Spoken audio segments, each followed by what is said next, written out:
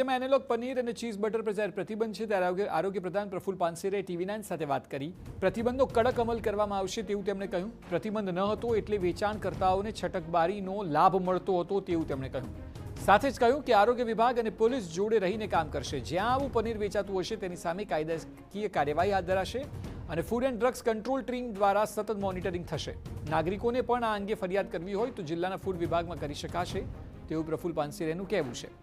વધુમાં તેઓએ કહ્યું કે સરકાર ફરિયાદ અંગે તાત્કાલિક એક્શન લેશે। અગાઉ નકલી પનીર બનાવનારા ઝડપાતા હતા પરંતુ કેટલીક છટકબારીને લીધે કડક પગલાં નહોતા લેવાઈ શકતા। હવે પ્રતિબંધ લાગુ થતાં કડક કાર્યવાહી થશે।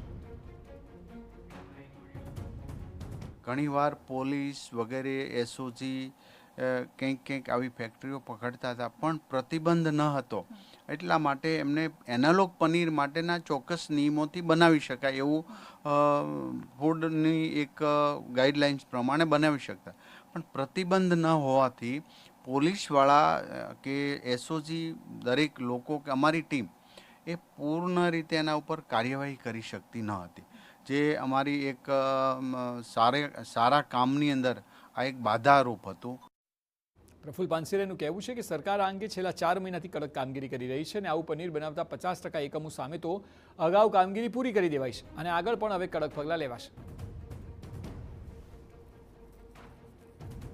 છેલ્લા 4 મહિનાથી અત્યાર સુધીમાં મેક્સિમમ આવી પ્રોડક્ટ કરનારી જે ફેક્ટરી છે યુનિટ છે એમને સીલ કરી દીધા છે।